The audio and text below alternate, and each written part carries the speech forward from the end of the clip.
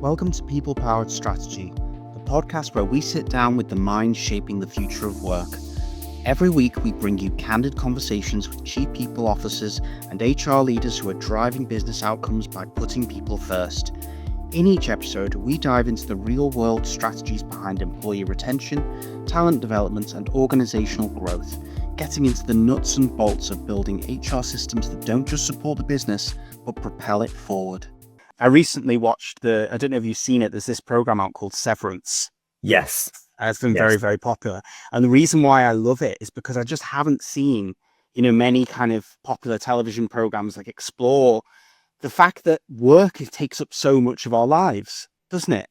And I think that's why this kind of discussion, about people leadership is so crucial right now. I think people are starting to realize, like, it's not the way that you're treated at work impacts your life massively. I think it does. It absolutely does. And the amount of time people spend at work as well has such an impact on people around them as well, not just themselves.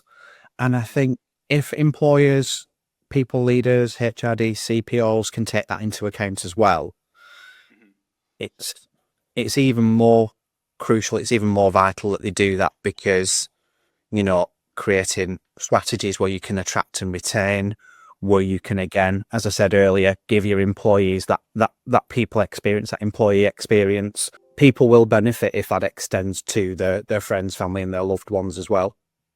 Yeah, definitely. I think you can't separate the two, can you? No. I think, if people come in unhappy, it has a massive impact, doesn't it? People struggling with mental health issues, all that kind of stuff. We can see the impact. So this kind of leads me nicely into my next question then, which is kind of, in the kind of context of the current culture and, I guess technological developments and everything. Obviously, you've been doing this for a long time, so you'll have had first-hand experience of this.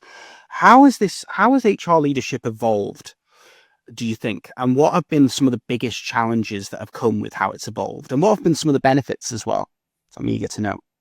I think the role of a HR people leader, exec, HRD, CPO in any business, it's shifted massively from old-fashioned personnel models into HR, now into people and employee experience.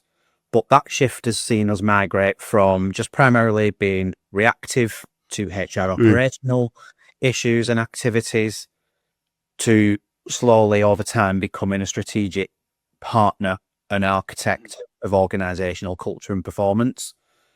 I think in organisations within industries like mine, health and social care, and I've also worked in manufacturing as well, you do experience workforce burnout, employee burnout. There's pieces of work I do with exec teams to move their workforces from burnout to balance. Also as well, talent shortages, work around that is absolutely key. DEI challenges are quite acute and also expected to drive transformation through people strategy. We don't just support the business, we help lead it. And for me, the importance of this role has never been greater because the success of any organisation is directly tied to the development of its people, performance of its people, as well as employee well-being and staff engagement. Very well said. Yeah, definitely. I actually used to work in social care as well. It was my first job out of uni, was working in support as a support worker in care homes and such. So I definitely can appreciate how important culture is in that kind of role, 100%, where it's really demanding a lot of people emotionally as well, isn't it? It absolutely is. And we do take quite a few people in that situation whereby we may be their first employment, their first role, their first job when they come out of school, college, university, etc. And you're exactly right. There's a lot of emotional challenges involved, and it's about creating psychological safety, safe places for the individuals that are maybe new to the sector and the industry, but also, and I suppose this applies to any industry as well, creating the infrastructure for someone to be inducted, onboarded, learn, develop, grow through people strategy, coaching the correct management, and, various other tools that you would expect a people department, a people team to be able to implement. But I think in particular with health and social care, you need to staple that with your attraction, your recruitment, your retention aims as well, because it is such a high and a volatile turnover industry at the moment.